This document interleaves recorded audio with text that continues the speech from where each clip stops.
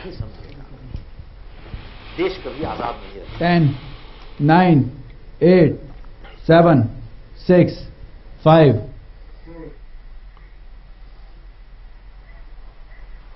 जी जागरण के सभी दर्शकों को हमारा नमस्कार। हमारे विशेष लाइव कार्यक्रम भृगुनाड़ी ज्योतिष में आप सभी का हार्दिक स्वागत है। मैं हूं पुष्पेंद्र आर्य और मेरे साथ हैं डॉक्टर शंकर अडावल। आप जानते ही हैं कि हम प्रत्येक रविवार आपकी जिंदगी से संबंधित प्रश्नों को ज्योतिष विज्ञान के माध्यम से हल करने का प्रयास करते हैं। आप इस कार्यक्रम में जुड़ सकते हैं। हम पिछले कार्यक्रमों में हमने चर्चा की है ज़ोडिएक साइन के बारे में, यानी कैप्रिकॉर्न मकर और उसके बाद कुंभ राशि के बारे में। आज हम चर्चा करेंगे पाइसेस यानी मीन राशि के जातकों के बारे में। जो व्यक्ति 20 फरवरी से लेकर 20 मार्च के बीच जन्म लेते हैं वे सभी होते हैं मीन राशि के जातक। और मीन राशि के जातकों के बारे में आज हम चर्चा करेंगे। डॉक्टर शंकर अडावल ने ज़ोडिएक साइन के बारे में पुस्तकें लिखी हैं, वार्षिक फलादेश लिखा है आपके राशिफल के बारे में, आपके लिए कैसा रहेगा सन 2009, इसके बारे में आप चर्चा कर सकते हैं। विशेष रूप से उन मित्रों का स्वागत है जो इस काल अवधि में, मैं फिर से आपको याद दिलाता हूं, फरवरी 20 से मार्च 20 के मध्य जो लोग जन्मे हैं वे होते हैं पाइसेस यानी मीन राशि के जातक। आपका विशेष रूप से इस कार्यक्रम में आज चर्चा होगी आपकी राशि के बारे में। इसके अलावा अन्य राशियों के व्यक्ति भी इस कार्यक्रम का हिस्सा बन सकते हैं। आप जानते ही हैं किस तरह से इस कार्यक्रम में आप जुड़ सकते हैं। आप देश में हमें कहीं से भी टेलीफोन कॉल्स कीजिए, आपके सवालों का सीधा जवाब देंगे डॉक्टर शंकर अडावल। कहीं से भी हमें फोन करने के लिए हमारे नंबर्स नोट करें, 012046988029। हमारा दूसरा नंबर है 012046988030। आप इस कार्यक्रम में अपने प्रश्न SMS के माध्यम से भी पूछ सकते हैं। अपने मोबाइल में टाइप कीजिए नाड़ी NADI, दीजिए स्पेस, आपकी जन्म की तिथि, जन्म का समय, जन्म का स्थान, आपका सवाल, आपका नाम, शहर का नाम अभी भेजिए 57575 पर। आप जो विवरण हमें देते हैं उसके आधार पर डॉक्टर शंकर अडावल बनाते हैं आपकी खास जन्म कुंडली, उसका करते हैं विवेचन और आपको बताते हैं आपका भूत, भविष्य और वर्तमान। इन पुस्तकों को पाने के लिए आप प्रभात प्रकाशन के इस टेलीफोन नंबर पर भी कॉल कर सकते हैं। नंबर है 01123289777, 01123289777। डॉक्टर साहब आपका बहुत बहुत स्वागत कार्यक्रम में। नमस्कार। मीन राशि की जब हम बात करते हैं, जो आज का हमारा विषय भी है आज के हमारे इस कार्यक्रम का, अभी 10:30 बजे तक आप हमारे बीच रहेंगे, तो हम जानना चाहते हैं कि मीन राशि के व्यक्तियों के बारे में अगर जानना चाहें, कैसे होते हैं मीन वाले और किस तरह से ज्योतिषीय गणना के अनुसार उनको हम माप सकते हैं, उनको हम समझ सकते हैं। मीन राशि बहुत ही, मेरे हिसाब से बहुत ही अच्छी राशि है। और जो मीन राशि के लोग होते हैं भावक, इसका जो लॉर्ड होता है, मीन राशि का लॉर्ड है वो जुपिटर होता है जी। और Jupiter is a Lord of Sagittarius and pieces. तो पीसेस है एक, तो ये आखिरी राशि है। लोग भावुक होते हैं और यही राशि के लोग होते हैं, चाहे किसी भी कहीं भी हो, इनके अंदर एक स्पिरिचुअलिज्म की भावना हो, चाहे वो मतलब पत्री के हिसाब से, चाहे वो डकैत हो, चाहे वो साधु हो, उससे कोई मतलब नहीं है। हर आदमी अपना काम कर रहा है। अगर आप चोर से पूछेगा, कह रहा मेरी लाइन है, कहता है वो। तो जो भी लाइन में हो, मगर मीन राशि के आदमी के अंदर भगवान का डर, थोड़ा अच्छे काम करने की क्षमता, इमोशनल होने के लिए, ये सब चीजें इनकी बड़ी ही मतलब एक कैरेक्टरिस्टिक है जो कि मिलेंगी। अब दूसरी तरफ ये भी ध्यान रखना चाहिए, ज्यादा भावुक होना अच्छा नहीं होता आज की तारीख में, ज्यादा इमोशनल होना अच्छा नहीं होता और ज्यादा धार्मिक होना भी नहीं अच्छा होता। मगर ये राशि के लोग जो मेन एक कैरेक्टरिस्टिक जो है वो है being emotional and they are very sensitive people. जी, मीन राशि के जातकों की जो प्राथमिक विशेषता है वो है वे भावुक होते हैं, आध्यात्मिक होते हैं और संवेदनशील होते हैं। हमारी चर्चा बनी रहेगी मीन राशि के बारे में और बहुत कुछ जानेंगे। हम स्वागत करते हैं अपने दर्शक मनप्रीत कौर लुधियाना से। हेलो हेलो, भृगुनाड़ी ज्योतिष में स्वागत है आपका। Thank you sir. जी, अपने बारे में कुछ पूछना चाहती हैं या अपने किसी परिवार के व्यक्ति के बारे में?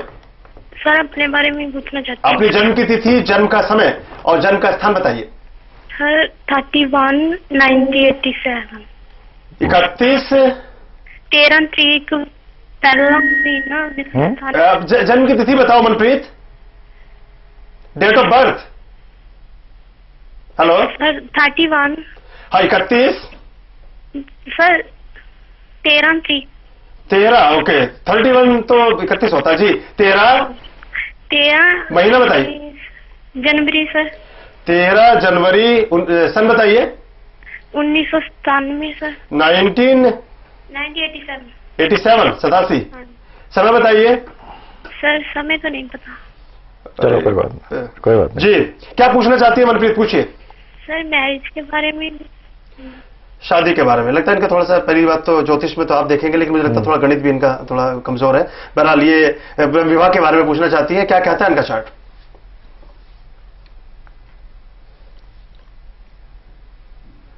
शादी के बारे में चिंतित हैं और पूछना चाहती है कब तक योग बनता है या क्या है। हालांकि पूरा डिटेल उन्होंने हमें नहीं दिया है, जन्म का समय नहीं दिया है।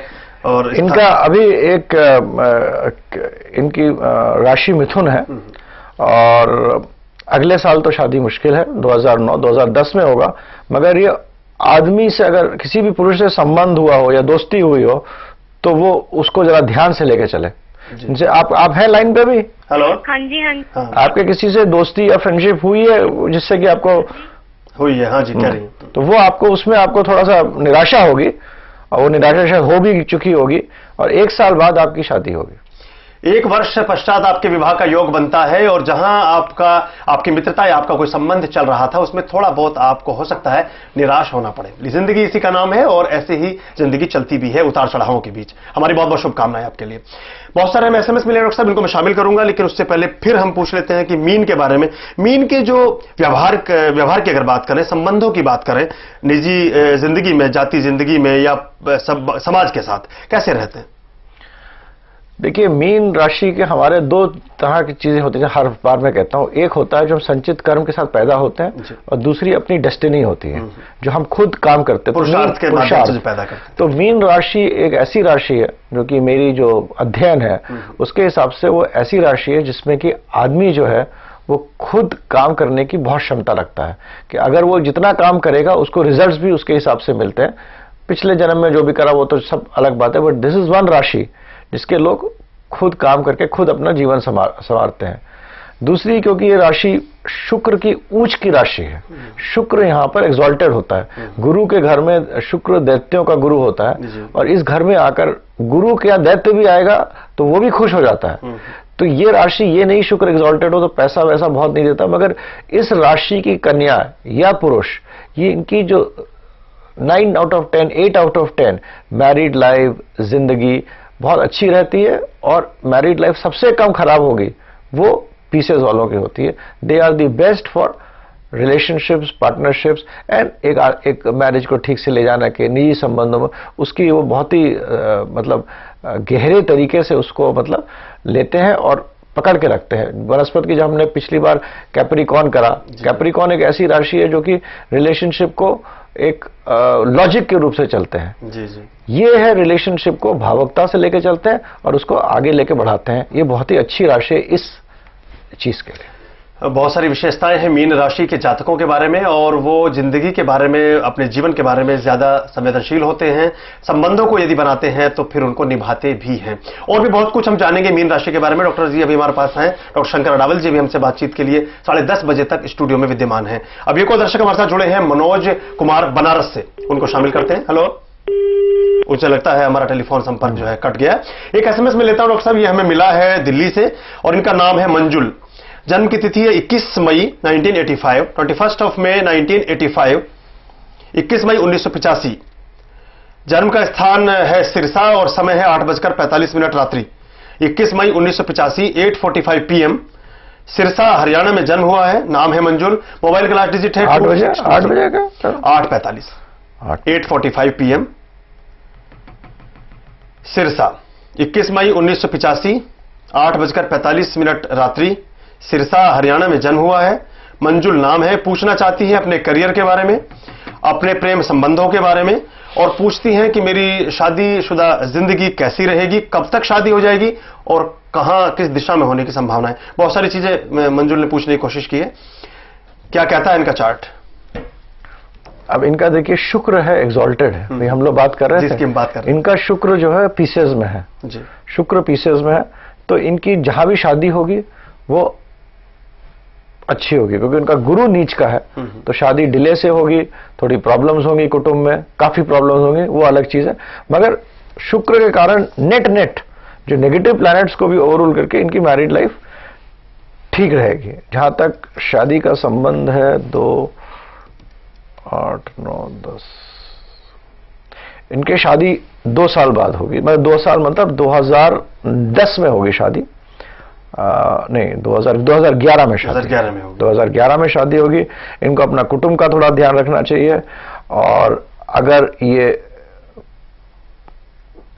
कोई रिलेशनशिप में है वो इसमें इनको कामयाबी नहीं मिलेगी। आपका जो प्रेम संबंध है उसमें हो सकता है आपको निराश होना पड़े, लेकिन जहां तक विवाह का प्रश्न है, विवाह 2011 में होने के संकेत मिलते हैं। आपकी जन्म पत्रिका ऐसा कहती है। हमारी बहुत बहुत शुभकामनाएं आपके लिए। एक और दर्शक हमारे साथ जुड़े हैं, दीपक कुमार झारखंड से, उनको शामिल करते हैं अपनी चर्चा में। हेलो। हाँ बोलिए। दीपक जी कैसे हैं आप?